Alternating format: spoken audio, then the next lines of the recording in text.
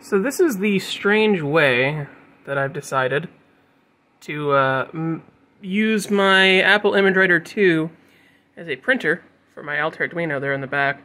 This setup is a little crowded, I'm not going to keep it like this, but this was just kind of a test bed, I guess. First things first, on the connection side, there is a cable back here that breaks the printer's connection out into a DB25. Now you want a NULL modem connection going into the Altair-Duino's RS-232 port. The only way I could achieve that was by coupling this DB25 with a gender changer to a NULL modem cable. That NULL modem cable goes here, which is attached to the back of the Altair. I have the print quality on the lowest just because it's fast that way, and it doesn't look too bad. And then the printer is selected. So you can hit the select button. I want to make sure that's the case. Now, on the settings side of things, there's a couple things we need to do. First things first is the printer setup, which we're going to do by hitting capital P. You can see I have it set to C700. I believe that's Centronics. The interface we have to serial pin A6A7, which is the 9-pin serial port on the back. If you don't have this option, you can enable it by recompiling the Altair-Duino BIOS with that option enabled to have that connection. Force real-time mode, that's another thing that we have to do. And then that's our printer setup. Number 2, hitting lowercase s, we go into our serial. Pin A6 and A7, which I said is our 9-pin, has to be set to 9600, 8, and 1, because that's what the ImageWriter expects. So if you're using some other serial printer that's generic, it depends on whatever that printer is expecting. My primary host is 1819, which is the built-in VT100 terminal.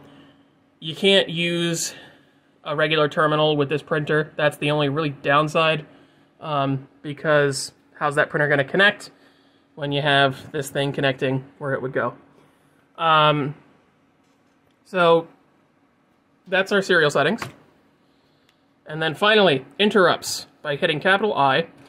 I don't know which interrupt fixed all the problems I'm having, but this was done with a lot of testing, so I can tell you that something in this interrupt thing needs to be set in order for it to work properly. Somebody smarter than me probably knows the answer to that. I have them all turned on. If you want to do what I do, that works.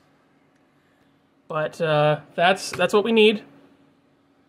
And now we're set up with that. So what I'll do is I'll go ahead and mount Altair Disk Basic. Alright, there's Altair Disk Basic. And then I have my boot ROM on the shortcut switch. Okay, so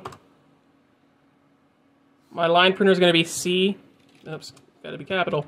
C for Centronics, because that's what I have it set up as. And then this stuff is just, of course, application dependent. And what I'm going to do is write a quick program that just outputs something to the printer. Alright, there's my masterpiece of a program that I needed to put the camera down to write because I needed both hands. But basically it's just going to print hello YouTube through the line printer 20 times. Didn't mean to poke my monitor that hard. Whoops. I'm going to go ahead and hit run. And with any luck,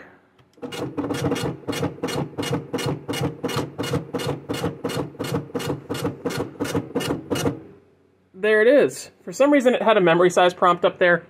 I think that I had this plugged in wrong at one point. But yeah, any function that a printer would use, you can do this with. I've done it with the L list command to get a program listing out. This I did on the high quality setting, and there's Lunar Lander. And then I've used the Altair accounting system to also print checks. Of course, they're fake checks, but it was just a proof of concept. But yeah, basically anything you'd need a printer to do, this can do, without adding any expansion hardware.